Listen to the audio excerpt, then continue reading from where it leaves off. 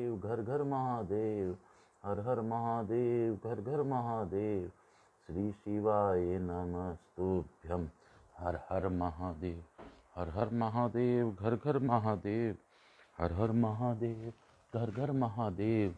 श्री शिवाय नमस्तुभ्यं, हर हर महादेव। आज दिनांक 12 नवंबर 2023, दिन रविवार। आज 2 बजे के बाद अमावस्या प्रारंभ, इसीलिए आज काली अमावस्या, लक्ष्मी पूजन इत्यादि का विधान आज रात्रि में ही है। क्योंकि कल रात्रि में अमावस्या नहीं है, इसलिए आज अमावस्या रात्रि में है। इसलिए आज दीपोत्सव, पूजन, लक्ष्मी पूजन, गणेश पूजन सभी आज के दिन ही होगा। आज हम लोग शुभ दीपावली पर त्यौहार मनाएंगे, दीपोत्सव का त्यौहार दीपावली मनाएंगे। आज मेरे प्रभु श्री राम जी अपनी पत्नी सीता मैया, लक्ष्मण के साथ, हनुमान जी के साथ अयोध्या पधारे थे। आज के दिन उनके आगमन में हम लोग दीप जलाकर उनका स्वागत करते हैं, ऐसा विधान है। साथ ही लक्ष्मी पूजा के लिए अमावस्या सबसे शुभ मुहूर्त होता है, इसलिए आज अमावस्या की रात्रि है। तो सभी को मेरे तरफ से दीपावली की बधाई, और आप सभी को वंदन करते हुए मैं भोलेनाथ को प्रार्थना करते हुए आज की कथा प्रारंभ करूंगा। उससे पूर्व यहाँ के स्थान देवता, वास्तु देवता, ग्राम देवता, क्षेत्रपाल देवता, समस्त देवी देवता का आह्वान करता हूँ और गणेश जी महाराज को आमंत्रण देते हुए उनको प्रथम पूज्य उपासक के रूप में निमंत्रण देता हूँ। हे प्रथम पूज्य देव गणेश जी महाराज, आप पधार कर प्रथम पूज्यता का भाव रखते हुए आपको प्रथम पूजन करता हूँ। यहाँ के स्थान देवता, वास्तु देवता, ग्राम देवता, क्षेत्रपाल देवता, समस्त देवी देवता, कार्तिक जी, समस्त देवी देवता को आह्वान करता हूँ। हनुमान जी महाराज को भी आह्वान करता हूँ। मेरी कुल देवी केशर सती माता का भी आह्वान करता हूँ।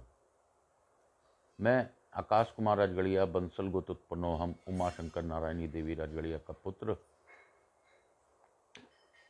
सांवरिया बाबा आचार्य संगीत कृष्ण जी का शिष्य, सांवरिया बाबा से आज्ञा लेकर आज दीपावली के दिन शिव महापुराण की कथा आगे की ओर ले जाऊंगा। हे महादेव, आप जैसा मुझसे अपेक्षा करते हैं उस प्रकार की कथा को कर ले। मैं तो बस एक निमित्त मात्र हूँ। करना आपको है, सुनना आपको है। हे मैया पार्वती, आप ही गौर बिंदोरा बनकर इस कथा का श्रवण कर रहे हैं। आप ही आगे की कथा में फिर से पधार कर समस्त शिव परिवार के साथ, बंधु बांधवों के साथ, समस्त देवी देवताओं के साथ, रिद्धि सिद्धि सरस्वती माता, लक्ष्मी माता के साथ विराजमान होकर इस कथा का श्रवण कीजिए। हे माँ, मैं आपको प्रणाम करते हुए, समस्त देवियों को प्रणाम करते हुए, देवताओं को प्रणाम करते हुए आज की कथा आगे की ओर ले जाऊंगा। आपकी दया है महादेव। मैं आपको नमन करते हुए आपसे यह भी अनुरोध करता हूँ कि आप अखंड कृपा हमारे सभी परिवार पर, हमारे मित्रों पर, बंधु बांधवों पर, व्यवसाय से जुड़े सभी लोगों पर, मेरे हित चाहने वाले समस्त लोगों पर अपनी अखंड कृपा बनाए रखें। साथ ही यह कथा का श्रवण जो भी करें उन पर भी अपनी विशेष कृपा बनाएं, उनके पितरों को मुक्ति दें, उनके पाप का नाश करते रहें, दिनों दिन होते रहें। बाबा भोलेनाथ, आपके शरण में आना हम लोगों का काम है, आगे बिगड़ी बनाना आपका काम है। हर हर महादेव। श्री शिवाय नमस्तुभ्यं, हर हर महादेव, हर हर महादेव, घर घर महादेव। श्री शिवाय नमस्तुभ्यं, हर हर महादेव, हर हर महादेव, घर घर महादेव। श्री शिवाय नमस्तुभ्यं। हर हर महादेव, हर हर महादेव, हर हर महादेव, हर हर महादेव, घर घर महादेव। श्री शिवाय नमस्तुभ्यं। हर हर महादेव। हे भोला सब दुख काटो हमारा, हे शंभो सब दुख काटो हमारा। शिव शंकर जपू तेरी माला, बाबा भोला जपू तेरी माला। हे भोला सब दुख काटो हमारा, हे बाबा शिव सब दुख काटो हम। काशी काशी शिव काशी, मोक्ष नगरी काशी की जय। काशी में गंगा है, गंगा माता की जय। हर हर गंगे, हर हर गंगे। गंगा नाम में मोक्षदायिनी हो जाती है। गंगा के नाम मात्र से स्नान का फल मिल जाता है। तो गंगा के नाम लेते हुए, हर हर गंगे करते हुए हम लोग ऐसा भाव रखेंगे कि हम लोग स्वच्छ हो गए, शुद्ध हो गए, और निर्मल मन से आज भगवान भोलेनाथ की यह कथा हम लोग सुन पाएंगे। आगे की कथा ले जाने के लिए पूर्व शिव काशी, शिव काशी, काशी काशी, शिव काशी। हे भोलेनाथ आप ही कर लीजिए, हे महादेव आप ही करवा लीजिए, हे गणपति भगवान आप ही श्रवण कीजिए और अपने कानों से सभी के सम्मुख पहुंचा दीजिए। सभी देवताओं को भी इसका हम लोग को आशीर्वाद मिले, ऐसी कृपा बनाए रखें। अर्थ पंचदशों अध्याय यानी 15वां अध्याय। सनत कुमार बोले, एक बार वृंदा का पति वह वीर तथा उदार बुद्धि वाला समुद्रपुत्र जलंधर अपनी पत्नी वृंदा एवं समस्त असुरों के साथ बैठा था। उसी समय अत्यंत प्रसन्न महातेजस्वी मूर्त स्वरूप तेज पुंज के समान भाषित होते हुए शुक्राचार्य दसों दिशाओं को प्रकाशित करते हुए वहां आए। उन गुरु को आते हुए देखकर प्रसन्न मन वाले उन सभी असुरों तथा जलंधर ने भी सिद्ध आदरपूर्वक उन्हें प्रणाम किया। तब तेजोनिधि भार्गव उन्हें आशीर्वाद देकर रम्य आसन पर बैठ गए और वे असुरगण भी पूर्ववत बैठ गए। उसके बाद स्थिर तथा उत्तम शासन वाला वह वीर सिंधु पुत्र जलंधर प्रेम से अपनी सभा को देखकर प्रसन्न हुआ। वहां बैठे हुए सिर कटे राहु को देखकर उस दैत्य राज समुद्रपुत्र ने चित्तापूर्वक शुक्राचार्य से यह पूछा। जलंधर बोला, हे प्रभु, हे गुरु, राहु के सिर को किसने काटा है? हे गुरु, उस संपूर्ण वृत्तांत को मुझे ठीक ठीक बताइए। सनत कुमार बोले, समुद्रपुत्र जलंधर यह वचन सुनकर भृगुपुत्र पुत्र शुक्राचार्य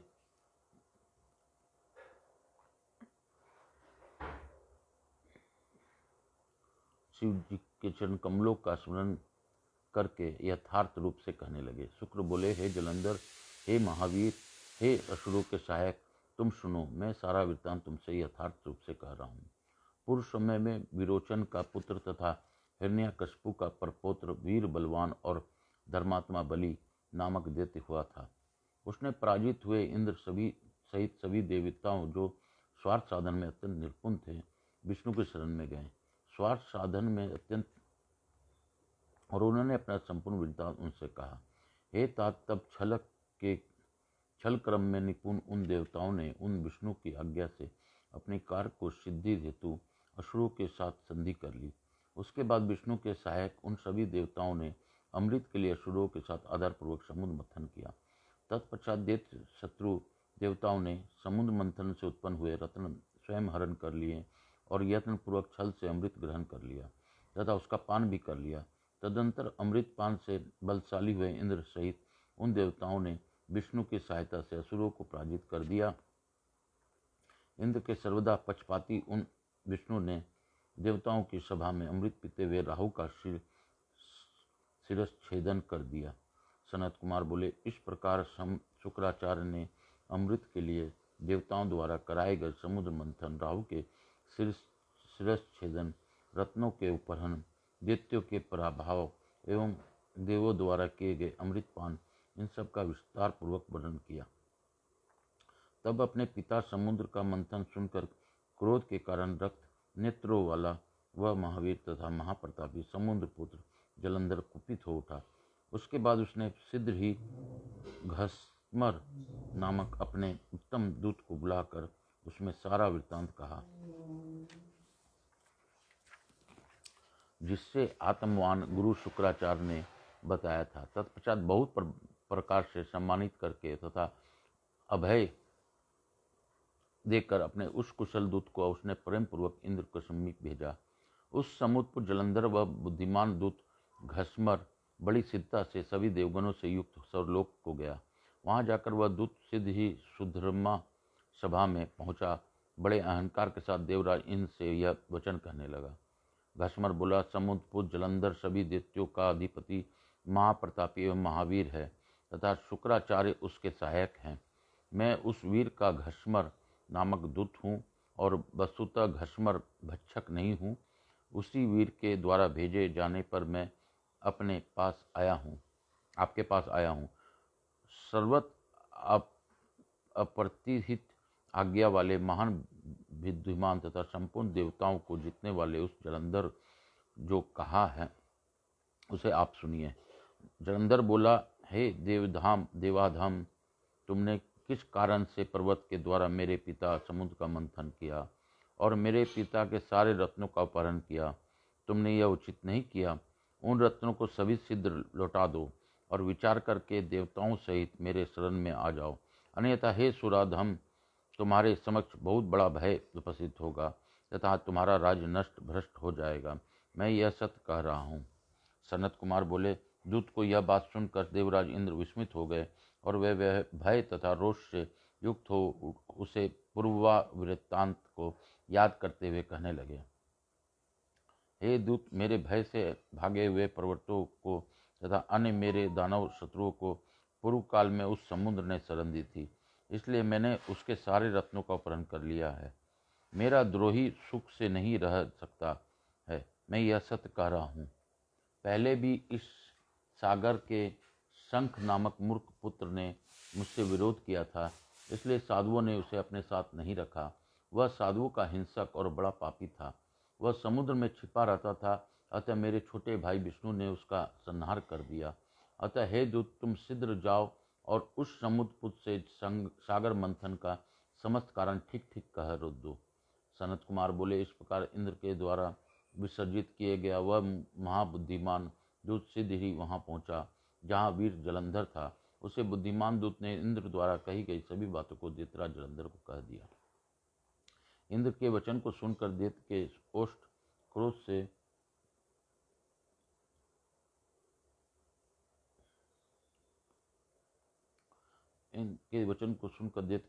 क्रोध से फड़कने लगे और वह शीघ्र ही सभी देवताओं को जीतने की इच्छा से उद्योग करने लगा। इस दैत्येंद्र के उद्योग करते ही सभी दिशाओं में तथा पाताल में करोड़ों करोड़ दैत्य आकर उपस्थित हो गए। तत्पश्चात वह महावीर तथा प्रतापशाली समुद्र पुत्र जलंधर शंभु निशंभु आदि करोड़ों सेनापतियों के साथ देवताओं के विजय करने के लिए निकल पड़ा। इस प्रकार अपने संपूर्ण सेनाओं के साथ लेकर वह जलंधर शीघ्र ही स्वर्ग में पहुंच गया। उसने शंख बजाया तथा सभी वीर चारों ओर से गरजने लगे। इन लोग पहुंचकर उस दैत्य ने संपूर्ण सेना के साथ सिंहनाद करते हुए नंदन वन में डेरा डाल दिया।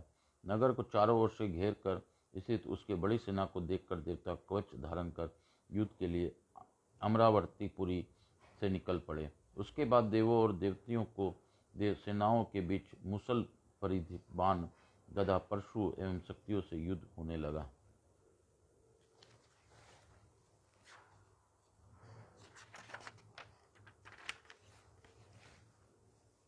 वे एक दूसरे को दौड़ने लगे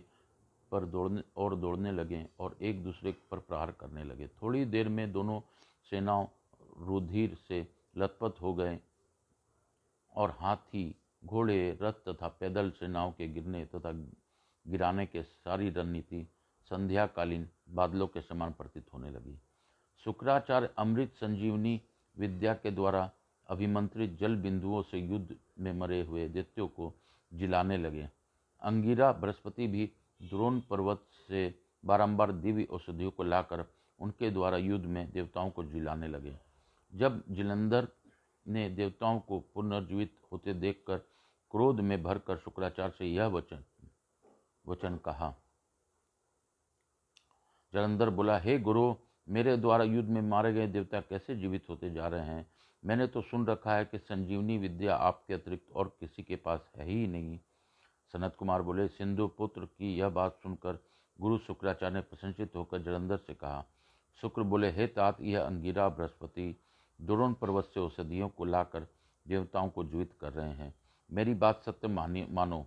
हे तात, यदि तुम विजयी चाहते हो तो मेरी हितकारी बात सुनो। तुम सिद्ध ही उस द्रोण पर्वत को अपनी भुजाओं से उखाड़कर समुद्र में डाल दो। सनत कुमार बोले, गुरु शुक्राचार्य के द्वारा इस प्रकार कहा गया। वह दैत्येंद्र सिद्ध ही वहां पहुंचा जहां वह पर्वतराज द्रोण था। उसने वेगपूर्वक अपनी भुजाओं से उस द्रोण पर्वत को लेकर सिद्ध ही समुद्र में डाल दिया। शिव जी के तेज के संबंध में यह कोई आश्चर्य की बात नहीं थी। इसके बाद वह महावीर जलंधर विशाल सेना लेकर पुनः युद्ध स्थल में लौट आया और अनेक प्रकार के शास्त्रों से देवगणों का संहार करने लगा। तब देवताओं को मरा हुआ देखकर देव पूजित देवगुरु द्रोण पर्वत पर गए, परंतु उन्होंने उस पर्वतराज को वहां नहीं देखा। दैत्य के द्वारा पर्वत को उपृत जानकर देवगुरु भय से विध्वल हो उठे और आकर के व्याकुलचित होकर देवताओं से वे कहने लगे। गुरु बोले, हे देवताओं, तुम लोग भाग जाओ। महापर्वत द्रोण अब नहीं है। निश्चय ही समुद्र पुत्र जलंधर ने उसे ध्वस्त कर दिया है। सभी देवताओं को मर्दन करने वाला यह महादैत्य जलंधर जीता नहीं जा सकता है, क्योंकि यह रुद्र के अंश से उत्पन्न है। हे देवताओं, यह जिस प्रकार उत्पन्न हुआ है जैसा इसका प्रभाव है उसे मैं जानता हूँ। शिव जी का अपमान करने वाले इंद्र की संपूर्ण चेष्टा को आप लोग स्मरण कीजिए।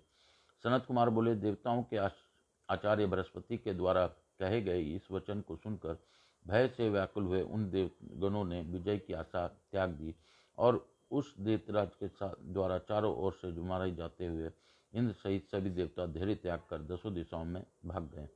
तब देवगणों को पलायित देखकर सागर पुत्र दैत्य जलंधर ने शंख, भेरी तथा जय ध्वनि के साथ अमरावतीपुरी में प्रवेश किया।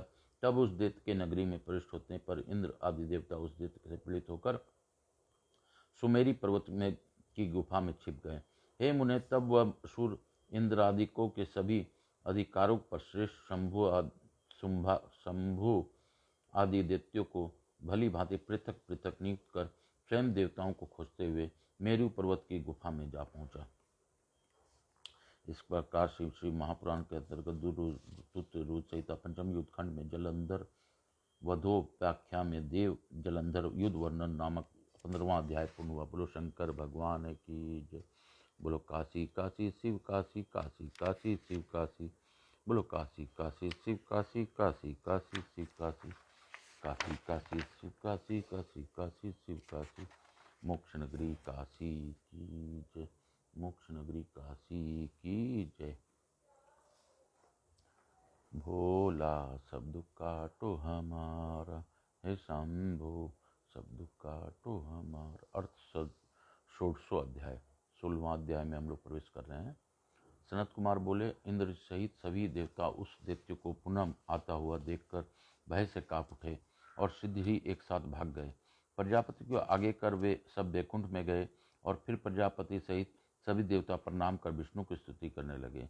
देवता बोले, हे ऋषिकेश, हे महाबली, हे भगवान, हे मधुसूदन, हे देवेश, हे सर्वदैत्य विनाशक, आपको नमस्कार है। मत्स्य रूप धारण कर सत्यव्रत राजा के साथ प्रलयाब्धि में विहार करने वाले तथा वेदों को लाने वाले मत्स्य रूप हे विष्णु, आपके को नमस्कार है। समुद्र मंथन के लिए देवताओं को महान उद्योग करते समय मंदराचल पर्वत को धारण करने वाले कच्छप रूप आपको नमस्कार है।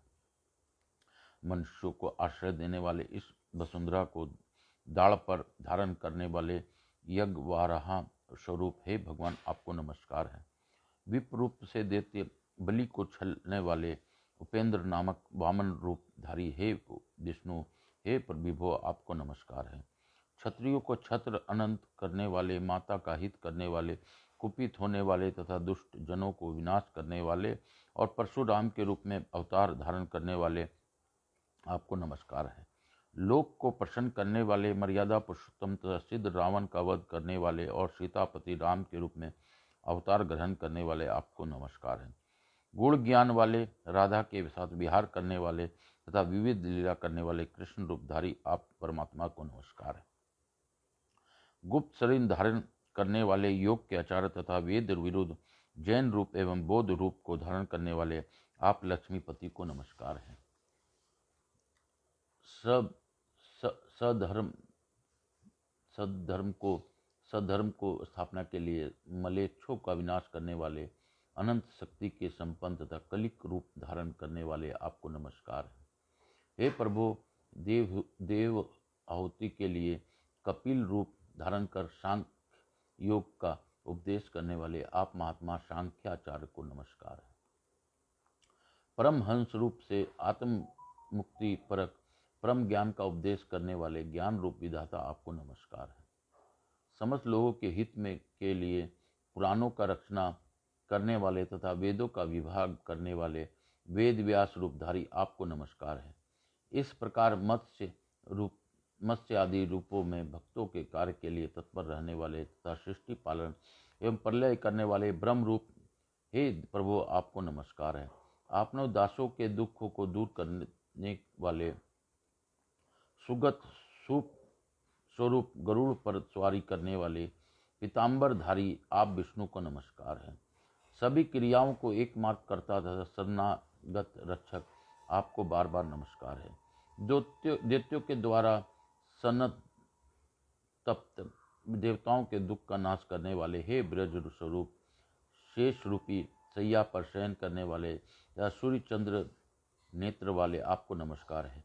हे कृपा सागर, हे रामानाथ, हम शरणागतों को रक्षा कीजिए। जलंधर ने सभी देवताओं को शोक से निकाल दिया है। उसने सूर्य चंद्रमा तथा अग्नि को उनके स्थान से हटा दिया है तथा पताल से नागराज को और धर्मराज भी निकाल दिया है। वे देवता मनुष्यों को समान भटक रहे हैं, इससे वे शोभित नहीं हो पा रहे हैं, इसलिए हम आपको शरण में आए हुए हैं। आप इसके वध का उपाय की सोचिए। सनत कुमार बोले, तब करुणानिधि सिंधु मधुसूदन देवताओं का यह दिन वचन सुनकर मेघ के समान गंभीर वाणी में कहने लगे। विष्णु जी बोले, हे देवताओं, आप लोग भय का त्याग कीजिए। मैं स्वयं युद्ध में जाऊंगा और देव जलंधर से युद्ध करूंगा। इस प्रकार कर दुखी मन वाले भक्त वत्सल दैत्य आरी विष्णु अनुग्रह पूर्वक सहसा उठकर गरुड़ पर वेग में सवार हो गए। उस समय देवताओं के साथ जाते हुए अपने पति श्री विष्णु को देखकर नेत्रों से जल भरकर हाथ जोड़कर समुद्र पुत्री लक्ष्मी जी ने यह वचन कहा। लक्ष्मी जी बोली, हे नाथ, यदि मैं आपकी प्रिया और सदा आपके भक्त हूँ तो हे कृपानाथ, आप मेरे भाई का वध युद्ध में कैसे कर सकते हैं। विष्णु जी बोले, मैं उस जलंधर के साथ अपना पराक्रम करूँगा। देवों ने मेरी स्तुति की है, अतः मैं शीघ्र ही युद्ध के लिए जाऊँगा, किंतु रुद्रांश से उसके उत्पन्न होने ब्रह्मा को वचन देने तथा तुम्हारी प्रीति के कारण उस जलंधर का वध नहीं करूँगा। सनत कुमार बोले, यह कहकर विष्णु शंख चक्र गदा तथा तलवार धारण कर गरुड़ पर सवार हो गए और इंद्र आदि देवताओं के साथ लेकर युद्ध करने के लिए वेग पूर्वक चल पड़े। विष्णु के तेज से प्रकाशित होते देवताओं के साथ सिंह नाद करते हुए वे विष्णु शीघ्र वहां पहुंचे जहां पर जलंधर था। उस समय अरुण को लघु भ्राता गरुड़ के पंखों के वायु वेग से पीड़ित हुए दैत्य इस प्रकार चक्कर काटने लगे जैसे वायु के द्वारा उड़ाए गए बादल आकाश मंडल में घूमने लगते हैं। तब वायु के वेग से पीड़ित हुए दैत्यों को देखकर अर्मम युक्त वचन कहता हुआ जलंधर बड़ी तेजी से विष्णु पर झपटा। इसी बीच विष्णु ने तेज से दीप्तिमान महाबलवान बलशाली देवता भी प्रसन्न होकर युद्ध करने लगे। तब वहां पर उपस्थित देवसेना को युद्ध के लिए उद्यत देखकर जलंधर ने युद्ध में दुर्मद दैत्यों को आज्ञा दी। जलंधर बोला, हे श्रेष्ठ दैत्यों, तुम लोग सदा से कायर किंतु प्रबल इन इंद्रादि देवताओं के साथ आज अत्यंत कठिन युद्ध करो। 1,00,000 संख्या वाले मौर्य, 100 संख्या वाले धोर्म, करोड़ों की संख्या वाले कालके एवं लाख की संख्या वाले कालक, दोहद तथा कंक नामक असुर तथा अन्य असुर भी मेरी आज्ञा से अपनी अपनी सेनाओं के साथ निकले। सभी लोग सज्जित होकर विशाल सेनाओं के युक्त हो अनेक प्रकार के अस्त्र शस्त्र धारण किए हुए निर्भय एवं संशय रहित होकर निकल पड़े। हे शंभु एवं निशंभु महाबलवान, तुम दोनों क्षण मात्र में युद्ध करने के कायर तथा त्रिच देवताओं का विनाश कर दो। सनत कुमार बोले, तब जलंधर ने इस प्रकार आदित्य को आज्ञा दी। तब युद्ध विशारद वे समस्त असुर अपनी चतुरांगनी सेना लेकर युद्ध करने लगे। वे गदा, तीक्ष्ण बाण, शूल, पिटीस, तोमर, परशु और शूल आदि अस्त्रों से एक दूसरे पर प्रहार करने लगे। विष्णु के बल से युक्त वे महाबलवान देवगण सेनाओं के साथ लेकर अनेक प्रकार के श्रेष्ठ आयुधों से प्रहार करने लगे। वे सिंह के समान गर्जन करते हुए तथा बाणों को छोड़ते हुए युद्ध कर रहे थे। कोई तीक्ष्ण बाणों से, कोई मुसलों और तोमरों से तथा कोई परशु से एवं त्रिशूल से एक दूसरे का प्रहार कर रहे थे। इस प्रकार देव दानवों को महाभयंकर संग्राम छिड़ गया, जो दान मुनियों तथा सिद्धों में भय उत्पन्न करने वाला था। इस प्रकार से शिव महापुराण के अंतर्गत द्वितीय रुद्र संहिता के पंचम युद्ध खंड में जलंधर वधोपाख्या के अंतर्गत देव युद्ध वर्णन नामक 16वां अध्याय पूर्ण हुआ। बोलो काशी विश्वनाथ की जय। शिव काशी काशी काशी शिव काशी, मोक्ष नगरी काशी की जय, मोक्ष नगरी काशी की जय। हे भोला सब दुख काटो हमारा, शिव शंकर जपू तेरी माला, भोला तेरे मस्तक पर है गंगा, सब दुख काटो हमारा, हे विश्वनाथ सब दुख काटो हमारा। काशीपति दिनाथ अर्थ सप्तदशो अध्याय। बोलो शिव काशी काशी काशी शिव काशी। हम लोग 17वां अध्याय में प्रवेश कर रहे हैं। सनत कुमार बोले, इसके बाद महापराक्रमी दैत्य शूल, परशु और पटीसों से भय से व्याकुल चित्त वाले देवताओं पर प्रहार करने लगे। तब दैत्यों के आयुधों से छिन्न भिन्न शरीर वाले इंद्र सहित सभी देवता भय से व्याकुल चित्त होकर उठे और रण से भागने लगे। तत्पश्चात देवताओं को भागते हुए देखकर ऋषिकेश विष्णु गरुड़ पर सवार होकर शीघ्र ही युद्ध करने के लिए आ गए। भक्तों को उभय देने वाले वे विष्णु चारों ओर प्रकाश फैलाते हुए सुदर्शन चक्र को हाथ में धारण करने के कारण अत्यंत शोभायमान हो रहे थे। हे मुने, समस्त युद्धों में विशारद शंख, खड़ग, गदा एवं सार्ग धनुष धारण किए हुए कठोर अस्त्रों से युक्त तथा अत्यंत कुपित उन महावीर विष्णु ने शांख नामक धनुष चढ़ाकर उसका टंकार की। उसके महान नाद से त्रिलोकी व्याप्त हो गई। क्रोध से भरे हुए भगवान विष्णु ने धनुष से छोड़े गए बाणों के द्वारा करोड़ों दैत्यों के सिर काट डाले। उस समय अरुण के छोटे भाई गरुड़ के पंखों की वायु के वेग से पीड़ित हुए दैत्य आकाश में पवन प्रेरित बादलों के समान चक्कर काटने लगे। तब दैत्यों को गरुड़ के पंखों के आंधी से पीड़ित होकर देखकर देवताओं में भय उत्पन्न करने वाले महादैत्य जलंधर ने अत्यधिक क्रोध किया। उन्हें दैत्यों को मर्दित करता हुआ देखकर फड़कते हुए ओटो वाला वह जलंधर विष्णु से युद्ध करने के लिए वेग पूर्वक आ गया। उस दैत्य पति ने देवताओं तथा असुरों के भय उत्पन्न करने वाला महानाद किया। उससे सुनने वालों के कान विदीर्ण हो गए। दैत्य जलंधर के महाभयंकर नाद से सारा जगत व्याप्त हो गया और कांप उठा। इसके बाद बाणों से आकाश को पूर्ण करते हुए विष्णु तथा उस दैत्येंद्र में घमासान युद्ध होने लगा। हे मुने, परस्पर उन दोनों के इस भयंकर युद्ध से देवों, असुरों, ऋषियों तथा सिद्धों को बड़ा आश्चर्य उत्पन्न हुआ। विष्णु ने दैत्य की छाती में एक बाणों से प्रहार करते हुए बाण समूह से उसके ध्वज, छत्र, धनुष तथा बाणों को काट दिया। इसी बीच उस दैत्य ने भी बड़ी सिद्धता से हाथ में गदा लेकर उछलकर उस गदा से गरुड़ के सिर पर प्रहार करके उसे पृथ्वी पर गिरा दिया। फड़कते हुए ओटो वाले उस दैत्य ने कुपित होकर अपने चमचमाते हुए तीक्ष्ण शूल से भगवान विष्णु की छाती पर भी प्रहार किया।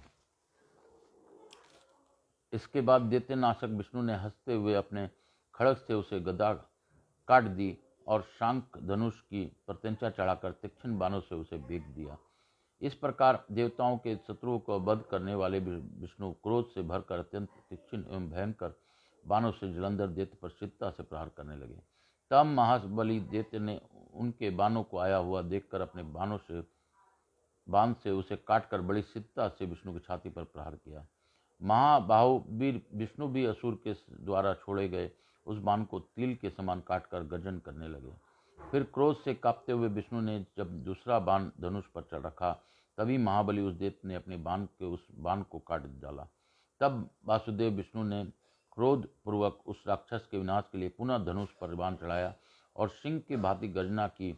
बलशाली दैत्येंद्र जलंधर ने भी क्रोध से अपने ओठों को काटते हुए अपने बाण को विष्णु के उस शांक नामक धनुष को काट डाला। इसके बाद देवताओं को भय देने वाला उग्र पराक्रम वाला तथा महावीर वह दैत्य तीक्ष्ण बाणों से मधुसूदन पर प्रहार करने लगा। तब कटे हुए धनुष वाले लोक रक्षक भगवान विष्णु ने जलंधर के विनाश के लिए अपनी विशाल गदा चलाई। चलती हुई अग्नि के समान विष्णु के द्वारा चलाई गई वह अमोघ गदा बड़ी सिद्धता से उस राक्षस के शरीर में लगी। वह महादैत्य उस प्रहार से पुष्पमाला से आहत हुए मदोन्मत्त हाथी के समान कुछ भी विचलित नहीं हुआ। तदंतर देवताओं में भय उत्पन्न करने वाले रणधुमर्द उस जलंधर ने क्रोध में भरकर अग्नि के सदृश त्रिशूल विष्णु पर चलाया। तब विष्णु ने शिव जी के चरण कमलों का स्मरण करके अपने नंदक नामक खड़ग से शीघ्र ही बड़ी तेजी से उस त्रिशूल को काट दिया। त्रिशूल के कट जाने पर उस दैत्य ने सहसा उछलकर सिद्धतापूर्वक आकर अपने दृढ़ मुष्टि से विष्णु की छाती पर प्रहार किया। तब उन महावीर विष्णु ने भी उस व्यथा की चिंता न करके अपने दृढ़ मुष्टि से जलंधर के हृदय पर प्रहार किया। तदंतर जानुओं, बाहुओं एवं मुष्टियों से पृथ्वी पर शब्दायमान करते हुए उन दोनों महावीरों को महाबाहु युद्ध होने लगा। हे मुनिश्रेष्ठ, इस प्रकार उस दैत्य के बहुत देर तक युद्ध करके विष्णु विस्मित हो गए और मन में दुख का अनुभव करने लगे। इसके बाद मायाविदों में श्रेष्ठ तथा माया करने वाले विष्णु ने प्रसन्न होकर मेघ के समान गंभीर वाणी से दैत्यराज से कहा। विष्णु जी बोले, हे दैत्य श्रेष्ठ, तुम महाप्रभु रणधुमर्द तथा धनी हो, जो उस उत्तम आयुधों से तनिक भी भयभीत नहीं हुए। मैंने इन्हीं उग्र आयुधों से महायुद्ध में बहुत से दुमर्द तथा वीर दैत्यों को मारा है। वे छिन्नदेह होकर मृत्यु को प्राप्त हो गए। हे महादैत्य, मैं तुम्हारा युद्ध से प्रसन्न हो गया हूँ। तुम महान हो, तुम्हारे समान वीर चराचर सहित त्रिलोक में आज तक दिखाई नहीं पड़ा। हे दैत्यराज, तुम्हारे पराक्रम से मैं प्रसन्न हूँ। तुम्हारा मन में जो भी हो उस वर को मांगो, वह उदय हो तो भी अदय हो तो भी मैं तुम्हें दूंगा। सनत कुमार बोले, उन महामायावी विष्णु का वह वचन सुनकर महाबुद्धिमान दैत्यराज जलंधर ने कहा। जलंधर बोला, हे भावुक, यदि आप प्रसन्न हैं तो मुझे यह वरदान दीजिए कि आप मेरी बहन महालक्ष्मी तथा उनके गणों के साथ मेरे घर में निवास करेंगे। सनत कुमार बोले, उस महादैत्य के इस वचन को सुनकर खीन मन वाले देवेश भगवान विष्णु ने ऐसा ही हो यह कहा। उसके बाद विष्णु जी सभी देवताओं एवं महालक्ष्मी के साथ जलंधर के नगर में आकर निवास करने लगे। तब हर्षपूर्ण मन वाले वह जलंधर भी अपने घर आकर अपनी बहन लक्ष्मी और विष्णु के साथ निवास करने लगा। वह जलंधर देवताओं के अधिकार पर दानवों को नियुक्त कर हर्षित होकर पुनः पृथ्वी पर लौट आया।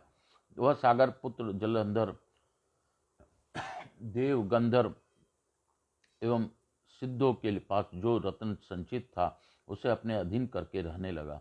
वह महाबली पाताल लोक में महाबलवान निशुंभ नामक दैत्य को स्थापित कर शेष आदि को पृथ्वी पर ले आया और देव, गंधर्व, सिद्ध, सर्प, राक्षस तथा मनुष्यों को अपने पूर्व में नागरिक बनाकर तीनों लोकों पर शासन करने लगा। इस प्रकार देवगणों को अपने वश में करके जलंधर धर्म पूर्वक प्रजाओं का पालन वैसे ही करने लगा जैसे पिता अपने औरस पुत्र का पालन करता है। इसमें धर्म पूर्वक राज का शासन करने रहने पर ही कोई भी रोगी, दुखी, दुर्बल और दीन नहीं दिखाई पड़ता था। इति श्री श्री महापुराणे द्वितीयायाम रुद्र संहिताया पंचमे युद्ध खंडे जलंधरोपाख्याने ने विष्णु जलंधर युद्ध वर्णनम नाम सप्तदशो अध्याय। इस प्रकार से शिव महापुराण के अंतर्गत द्वितीय रुद्र संहिता के पंचम युद्ध खंड में जलंधरोपाख्यान में विष्णु जलंधर वर्णन नामक 17वां अध्याय पूर्ण हुआ। बोलो काशी काशी शिव काशी, शिव काशी काशी काशी शिव काशी, काशी काशी शिव काशी, मोक्ष नगरी काशी की जय, मोक्ष नगरी काशी की जय। हे भोला, तेरे सर में सर से गंगा जटा से निकले रे, तेरी लीला है अपरंपार। हे भोला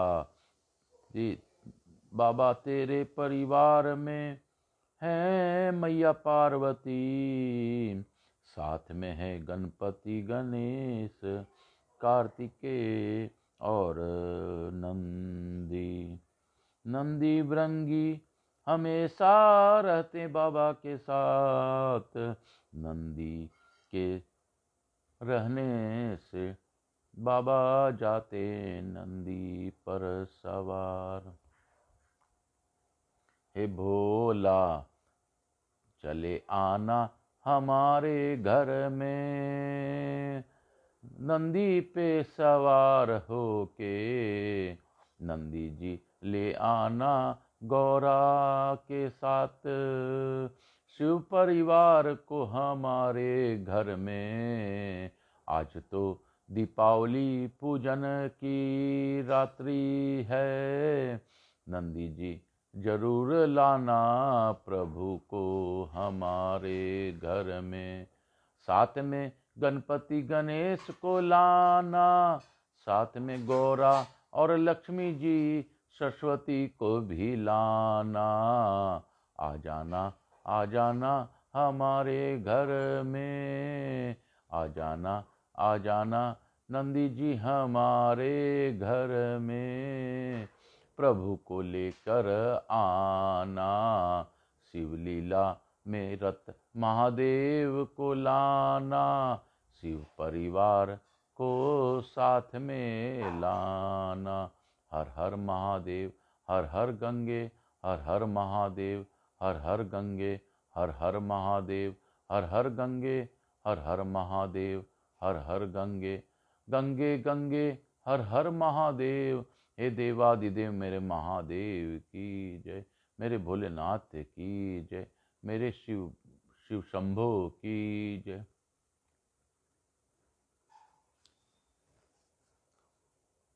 आवाहित सभी देवी देवताओं का मैं आकाश कुमार राजगढ़िया धन्यवाद देता हूँ कि उनके यहाँ आगमन से हम लोग ने आनंदमयी कथा का पाठ किया। आज मैं उनसे प्रार्थना करता हूँ कि आपके आने से हम लोगों को आनंद मिला। हे सभी समस्त देवी देवता हम लोगों पर अपना अखंड कृपा बनाए रखिए, आशीर्वाद दीजिए। आपने शिवलीला और शिव महापुराण के इस अद्भुत कथा को हम लोगों ने सुना, यह बाबा भोलेनाथ की ही दया है। मैं गणपति गणेश लक्ष्मी जी महारानी रिद्धि सिद्धि शुभ लाभ शिव महापरिवार कुबेर जी महाराज और बीना वादनी सरस्वती मैया से प्रार्थना करता हूँ कि हमारे घर में विराजमान रहकर हम पर, हमसे जुड़े लोगों पर अपनी अखंड कृपा बनाए रखें। हे महादेव, मैं आपसे यह नमन करते हुए प्रार्थना करते हुए आपसे अनुरोध करता हूँ कि आप अपनी दया दृष्टि मुझ पर बनाए रखें। हे समस्त देवी देवता, आवाहित देवी देवता, मैं आपसे अनुरोध करता हूँ कि बाकी सभी देवता गणपति गणेश लक्ष्मी जी रिद्धि सिद्धि शिव परिवार कुबेर जी महाराज बीना वादनी सरस्वती मैया और इत्यादि को छोड़कर बाकी सभी देवी देवता अपने अपने स्थान को गमन करें। महादेव शिव पार्वती मैया को मैं धन्यवाद देता हूँ, उनसे प्रार्थना करता हूँ। मैं आकाश कुमार राजगढ़िया बंसल गोत्रोत्पन्नोहम उमा शंकर नारायणी देवी राजगढ़िया का पुत्र आपको धन्यवाद देता हूँ कि बाबा आपने मुझे चुना। यह अद्भुत कथा हम लोग को जलंधर युद्ध का सुनने को मिल रहा है। सिर्फ महादेव आपकी ही दया है जो हम लोग सुन पा रहे हैं, महसूस कर पा रहे हैं। हे महादेव, मैं आपसे प्रार्थना पूर्वक निवेदन करता हूँ कि मेरे से जो भी बड़े हैं, बंधु हैं, बांधव हैं, जो भी उम्र में बड़े हैं, वो उनको कथा मैं सुना पा रहा हूँ, इनसे उनके जीवन में कष्ट कम हो, ऐसी मेरी प्रार्थना है। हे महादेव, आपने मुझे चुना। मैं आपसे प्रार्थना करता हूँ कि इस कथा को जो भी सुने उनका पाप का नाश हो और उनके पितरों को मुक्ति मिले। महादेव, हर एक लीला में आपने कुछ न कुछ चमत्कार दिखाया है। हर पाठ में, हर खंड में आपका ही बारे में हम लोगों को जानने मिला है। हे महादेव, मैं पुनः आपको से आह्वान करते हुए आपसे अनुरोध करता हूँ कि आपकी लीला अपरंपार है। यह परिवार रूपी मोह माया क्षणभंगर आपने जो दिया है, इसको कैसे चलाना है, कैसे लक्ष्मी प्राप्ति कर मैं अपने परिवार को खुश रख सकूं, बस उसको आप कीजिए महादेव। आप तो जानते हैं कि मैं किस कष्टों से जूझ रहा हूं, लेकिन जूझते हुए भी महादेव मुझे पूर्ण विश्वास है कि मैं आपके शरण में हूं, आपके चरणों में हूं। आप ही मेरी बिगुड़ी बनाएंगे। मेरे शारीरिक कष्टों को दूर करते हुए, मेरे आर्थिक कष्टों को दूर करते हुए आप अपनी अखंड कृपा मुझ पर जरूर करेंगे। ये मुझे पूर्ण विश्वास है, क्योंकि आपके सिवा इस सृष्टि में कोई नहीं है जो मुझे दे सके। हे महादेव, मेरे कष्टों को दूर करते हुए, मुझ पर कृपा करते हुए मेरे बंधु बांधव, रिश्तेदार, मेरे व्यापार से जुड़े सभी लोगों पर अपनी अखंड कृपा बनाए रखें। यही प्रार्थना करता हुआ आज दीपावली के दिन, आज मैं सभी को नमन करता हुआ, सबको हैप्पी दीपावली बोलता हुआ आज की कथा को यहीं पे विराम दूंगा। हर हर महादेव। श्री शिवाय नमस्तुभ्यम। हर हर महादेव, हर हर Mahadev. Happy Deepawali, happy Deepawali to Mahadev, happy Deepawali to Mahadev. Shiv महापरिवार को आज दीपोत्सव की बधाई। रामचंद्र जी मैया सीता के साथ हमारे पधारने पर बधाई। बोलो श्री रामचंद्र भगवान की जय, बोलो सीता मैया की जय। राम के नाम में शिव प्रसन्न होते हैं, ऐसे श्री राम को नमस्कार है। राम कहो, श्याम कहो, शिव कहो, जो भी तुम कहो, बस दिल से पुकारते रहो। मैया कहो, पार्वती कहो, विंध्यवासिनी कहो, लक्ष्मी कहो, जो भी तुम कहो, बस गौरा मैया का नाम लेते रहो। मैया के रूप है अनेक, लेकिन स्थूल रूप में मैया और शिवा ही के अनेक रूप है। इस शिव को मैं प्रणाम करता हूँ, शिव के नाम से ही अमृत है। हर हर महादेव, हर हर महादेव, घर घर महादेव, हर हर महादेव, घर घर महादेव, हर हर महादेव, घर घर महादेव।